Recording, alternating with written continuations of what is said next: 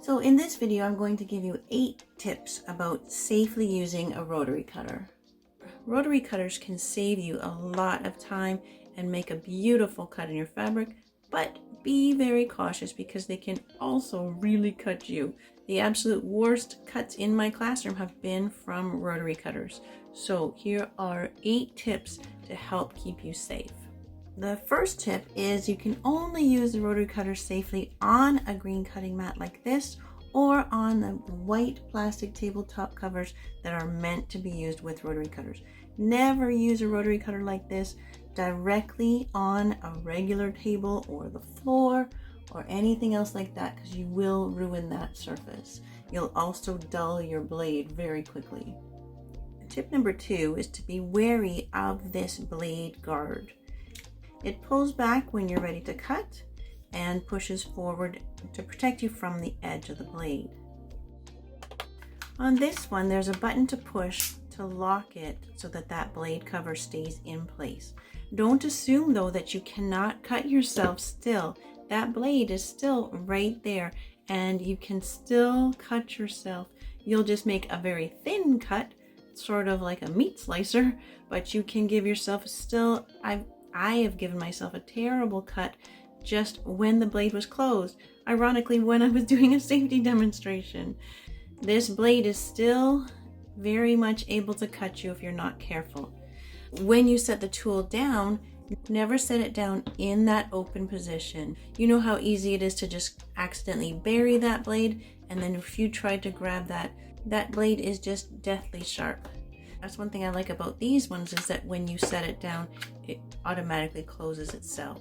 Tip number 3 is that you should not have to push very hard to make the rotary cutter cut through several layers of fabric or quite thick fabric. It should cut through just like that. If you're finding that it is not cutting well and leaving little threads connected like that, that little thread that's connected every 3-4 inches, that means that there's one little dull spot or a little nick on your blade, and every time that same spot comes around, it's just leaving that little connection. So instead of just pushing harder, it's time to change your blade. If you're embedding threads into your board, it means you're pushing too hard. It's time for a new blade. Tip number 4 is to keep the blade tight enough so that it doesn't wobble or fall off, but not so tight that it's hard to turn.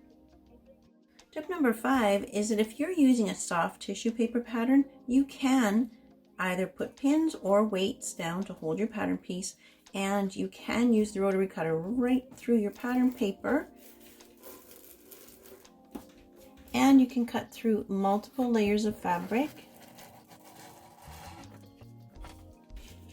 But if you're using a hard paper pattern, please don't ever use the rotary cutter directly alongside the hard paper pattern because you will cut into it and you will ruin the pattern.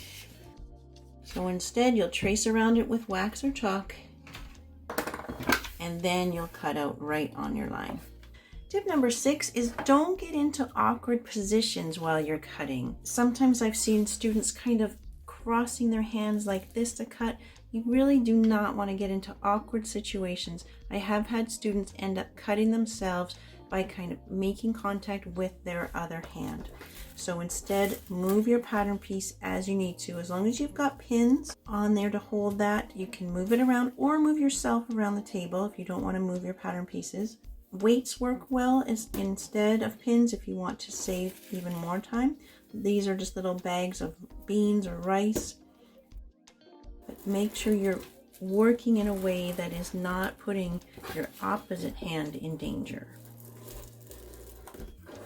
Tip number 7 is don't use a rotary cutter to cut your notches or inside corners or tight inside curves.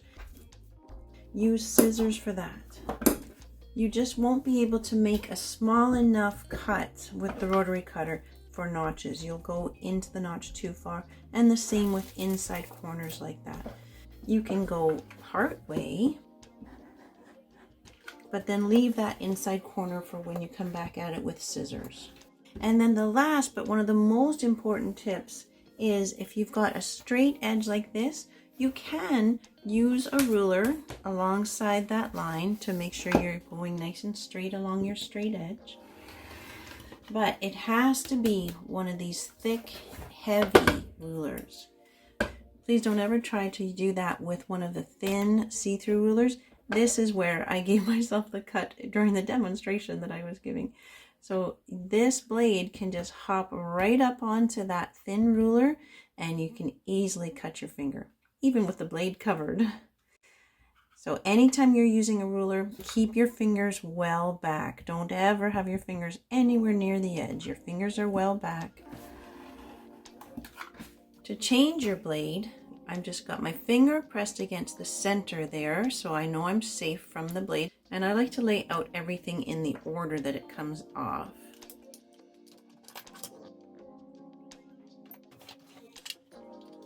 So the new blade, I'm just going to pop right onto that stem. I don't think there's an up and a down side to the blade. I think it's fine either way. This dull blade, I can put safely back into that container, and I can label this as dull and collect a bunch of blades in there to safely dispose of them. Once you've got the blade in and you've got it securely pressed together, then this little washer piece, if yours is this style, the washer piece goes with the curve facing down so that it can kind of squish against the handle.